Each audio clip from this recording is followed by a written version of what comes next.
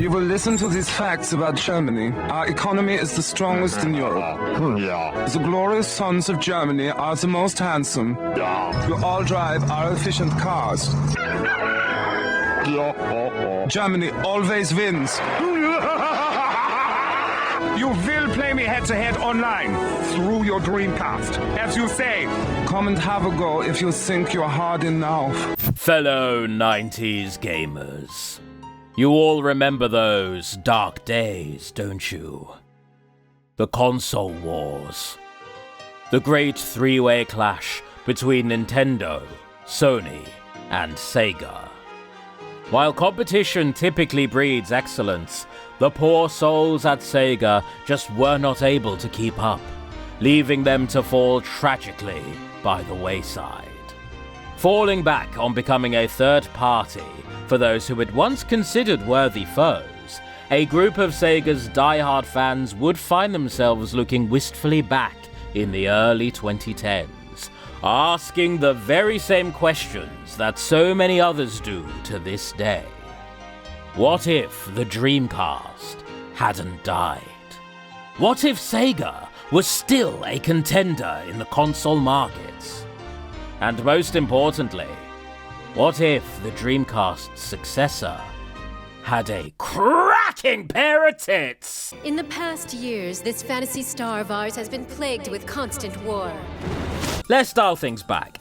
In 2010, notorious developers of badly designed dogshit RPGs, Idea Factory, developed a badly designed dogshit RPG through their subsidiary company, Compile Heart.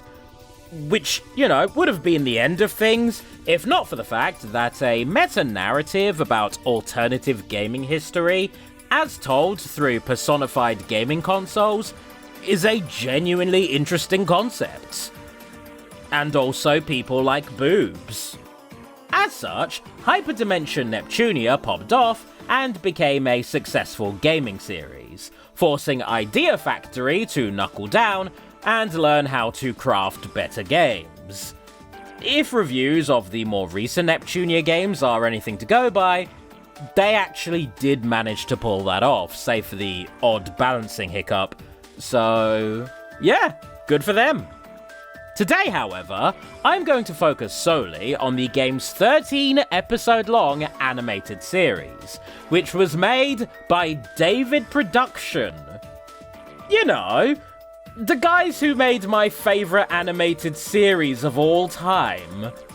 This is what they were working on between Battle Tendency and Stardust Crusaders. Okay, sure. I don't know how I didn't know this. My plan today is to power through the series and, instead of just reviewing this fanservice-ridden skis fest like a normal goddamn person, I'm actually going to turn this video into a gaming history video, or a histoire video, I guess, from the alternate universe that this show is apparently playing allegory to. I hope that sentence I just said out loud with my mouth made sense, because if not, I'm about to drown you in a flood of misinformation.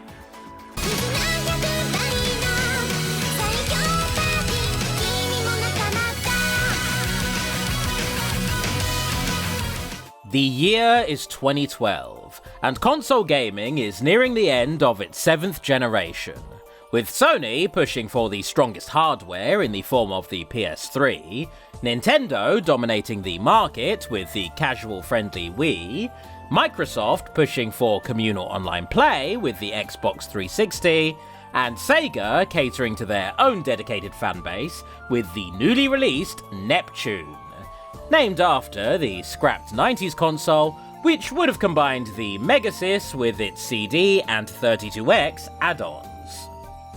We hereby vow to overcome our past and create a world of hope so that all people may prosper as long as we live. With each of these companies now wholly targeting different audiences, their need to be at one another's throats, constantly fighting for market share, was no more, allowing for a new era of cross-platform play and collaboration.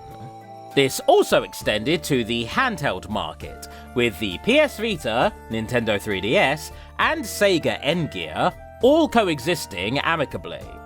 However, Sega's overall failure to carve its own well-defined niche or appeal to new players did cause it some financial struggles.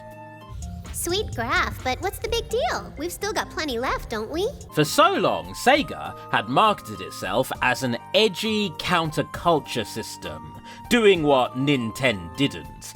But in order to maintain a healthy relationship with its newfound partner, it was no longer able to market itself as such. And with the edgy 90s aesthetic long fallen out of fashion, all it had to fall back on at this point was being quirky and alternative. Which doesn't do much to excuse the rushed fucking travesty that was Sonic 06, a game so unbelievably ill-conceived and rushed that it did irreparable fucking damage to the Sega brand, and is relentlessly mocked right up to this day.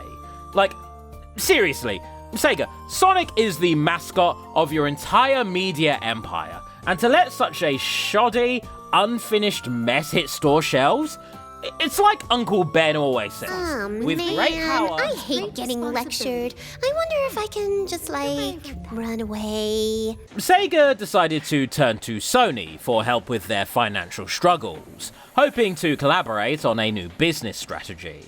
However, the gaming monolith was still apprehensive to share trade secrets with a potential competitor in the console space. I have no intention of teaching my enemies how to do their jobs. Oh, but we're buddies now. That said, Sony executives were very upfront with Sega about how disappointed they were with the commercial failure of the PS Vita, deeming it as a disappointment and essentially giving up on the handheld space. It's like she has this rule where she won't compliment me unless I do a better job than her. But we both know that's not possible. After discussing things with their shareholders and taking stock of the current climate, Sony eventually loosened up and agreed to work alongside Sega with some cross-platform collaborations. I'm sure you know the ones. Nathan Drake appearing in All-Star Racing Transformed, the Super Monkey Ball mechanics being added to Little Big Planet, all that good stuff. Although, I'd argue that Sony and Sega's most interesting collaboration is when notorious developers of badly designed dogshit RPGs, Idea Factory, developed a badly designed dogshit RPG through their subsidiary company, Compile Heart. Which, would have been the end of things, if not for the fact that Oh no, I've gone cross-eyed. All right, you little turds! How many times have I told you to pipe down while I'm working? Nintendo, here being a tyrannical asshole wearing a family-friendly facade, decided to collaborate with Microsoft around a similar time, as I'm sure you all remember with their joint ownership of Rareware and the release of Banjo 3E for both the Wii and the 360. On a deeper level though, both companies would conspire on a secret project that they hoped would eventually reshape and revolutionize the entire world. Before that could come to pass though...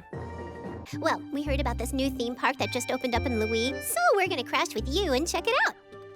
Eastwar warned me. With the release of the Wii U in November 2012, which came bundled with Nintendo Land to get people acquainted with the new hardware, all eyes were now on Nintendo, who didn't seem particularly interested in properly marketing or supporting their newly released console, or even giving much needed support to the 3DS, totally souring the public's perception of them.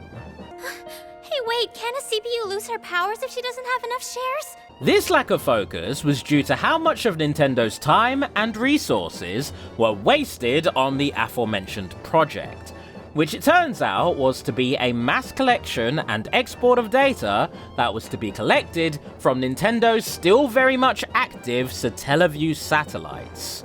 With Microsoft's tech and resources, this data could have been corroborated and shared with the other tech giants, essentially allowing for the creation of an incredibly potent digital surveillance system, the likes of which had never been seen before. Due to extreme privacy concerns, this project was never finished. I'm so sorry that I let this happen to you. I'm sorry. In a bid to make up for their lack of focus, Nintendo would round out 2012 by giving their fans and the 3DS a much-needed boon for the Christmas period, in the form of Paper Mario stickers.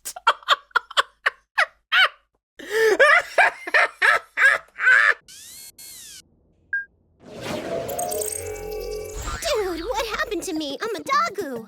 God damn, y'all remember the Kinect? Remember that absolute waste of time and money? Right up until 2017, Microsoft would keep integrating this camera-based controller into their consoles, and not only did nobody ever care or give a shit about it, but the bastard thing would never work for me, even when I did clear the necessary space for it, which, for me, would usually involve clearing out my entire goddamn living room. What kind of mansions do you think the average person lives in, Microsoft? It was just so antithetical to the notion of sitting down and playing a game. Having someone stand in an empty room and flail their whole body around in the hopes that their movements are eventually recognized as inputs is a fun novelty for an hour at most. Any more than that, and you can piss right off. I am not out here clamoring to play Get Fit with Mel B. If you forced me at gunpoint, I'd probably go for the Wii version.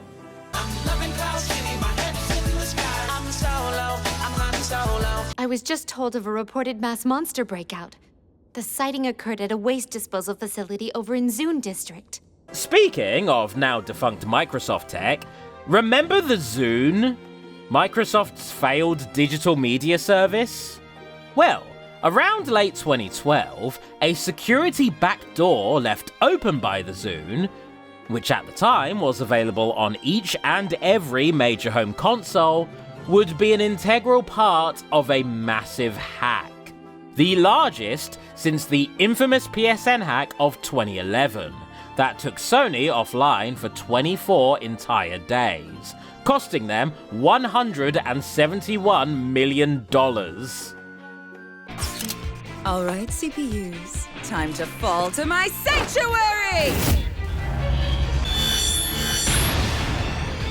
This hack was perpetuated by R4, the team behind those DS and 3DS piracy cartridges who had been sued into oblivion by Nintendo years prior.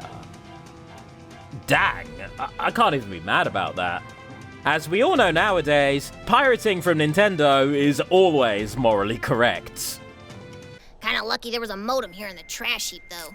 All things considered. You knew this place wouldn't have cell phone reception. You should have planned ahead. You're the big cheese here. Any on-site mishaps are on you. However, a hack of this magnitude actually risked causing irreparable financial damage to the games industry and wider economy as a whole, threatening to release source codes and open the door for an entire wave of bootlegged consoles.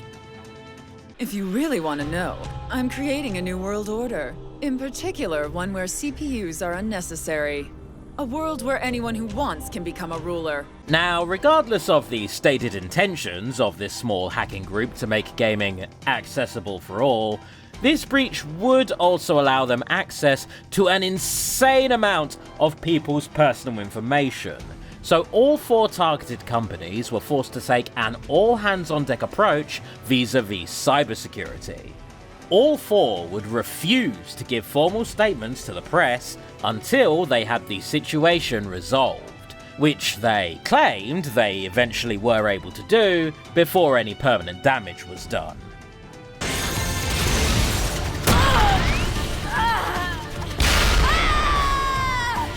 The team behind this R4 hack would then go into hiding, evading warrants for their arrests and continuing their operations primarily on the dark web.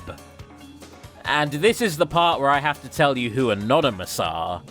Formed all the way back in 2003 on 4chan, Anonymous are a decentralized hacktivist group who, when they aren't being edgy and trolling for the lulz, coordinate cyber attacks against government agencies and large corporations, protecting their individual identities throughout said vigilantism with Guy Fawkes masks and voice filters.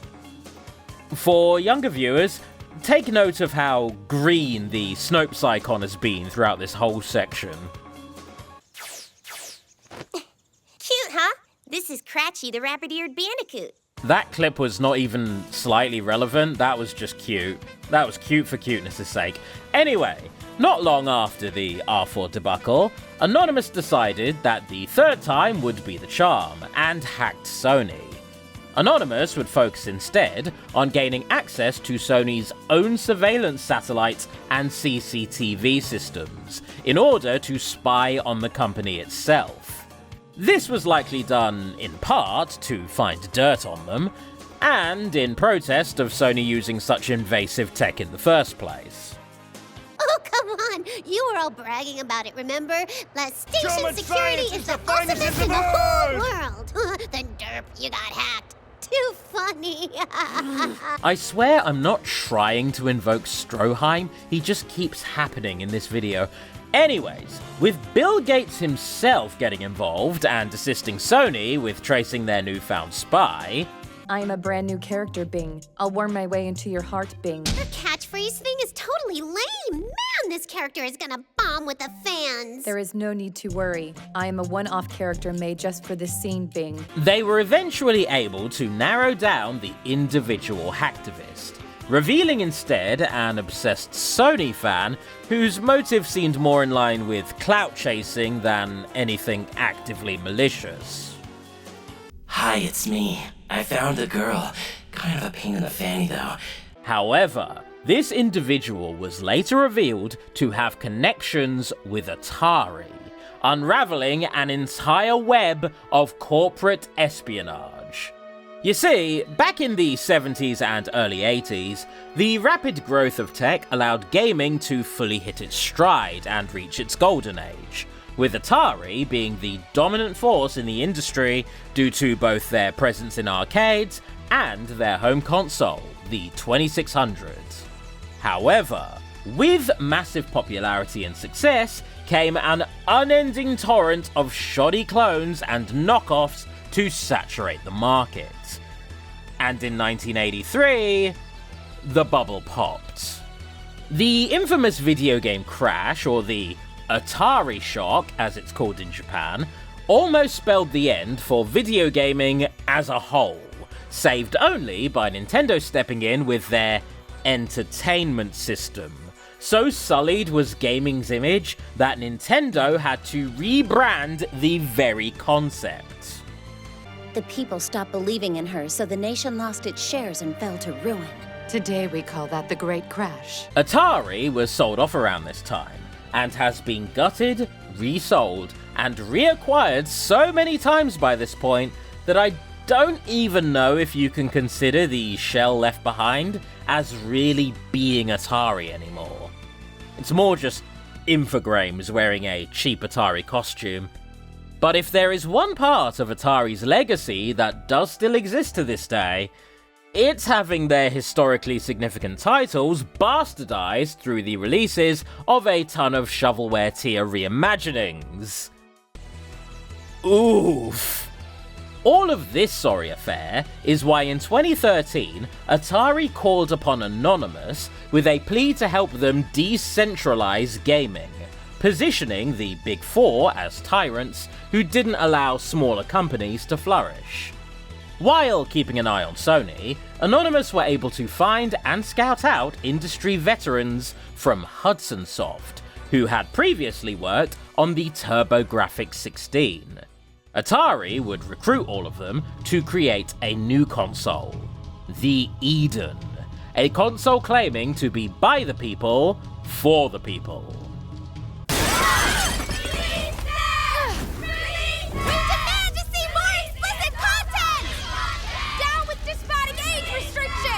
Eden also decided to glom onto the reactionary culture war dumpster fire that was Gamergate, by pushing their console as a statement against puritanical social justice warriors, claiming that games shouldn't be beholden to, quote-unquote, censorship. Obviously, this was a grift to stoke outrage and earn sales. And just like that, everything went back to normal. And the new nation of Eden's short history came to an end.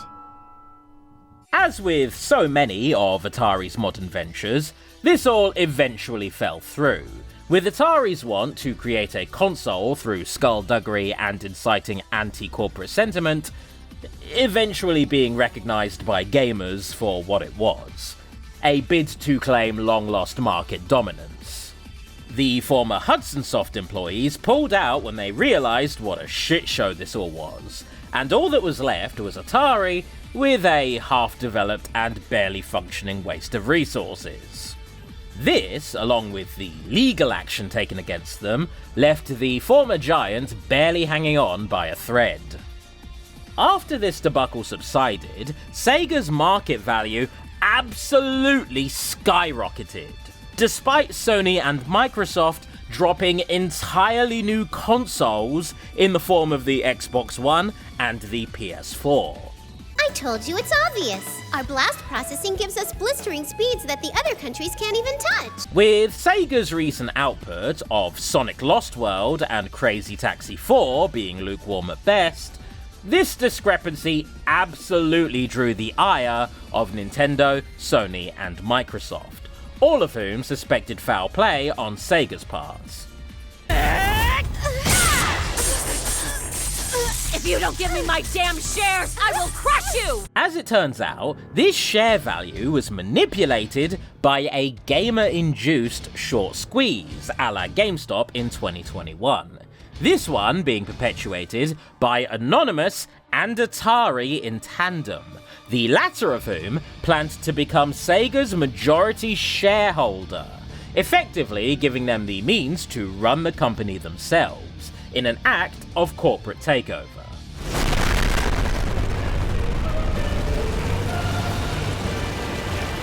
Look, if none of what I just said makes sense, I don't know finances, and I'm struggling to wrestle this messy allegory to the ground. Give me a goddamn break. Let's just say I was buried in a landfill. Metaphorically speaking, I mean. But I hear retro's in vogue these days, so I think I'm due for a comeback, baby. Then what exactly do you want? So, like, for starters, how about you give me all your land and all your people? 'Cause, you know, this place was mine to begin with. So why don't you step down, you stupid bitch? Compounding with the already long and messy legal battle between the Big Four and Atari, this attempted market manipulation and corporate takeover was the icing on the cake. The damages they were forced to pay left Atari almost entirely destitute, and in a fate that could almost be seen as poetic, their barely cobbled together, zero support, barely functional, ratchet-ass waste of a console was ultimately undone by rampant piracy of all things. Did you two save us? I'm your enemy. All I was saving was the world. I see. In that case, I bet if the world could talk, it would say, "Thank you, Boudoir." You still don't know my name? And from this, we'd learned that while piracy running rampant can, and often does, destroy creative works, it is also a necessary tool for preserving gaming history, and keeping the hobby as a whole alive, especially as online storefronts close down, and consumers' rights to own and play their purchased games are eroded away. And with that brings us to the end of this recap of gaming in 2012 and 2013 specifically. This video melted my brain, and I don't know what's real anymore. So, with that, I'm going to thank all of my amazing patrons for letting me bumble my way down this rabbit hole. Especially Anonymous. No, not that one. This is the first time I've had to clarify that. Dan Brown, Fitzwilliam Ramsbottom, Kneecap Rock, Lokomossi, Shamey, Thomas Walker, and Toon Pirates. I am reborn! Ugh.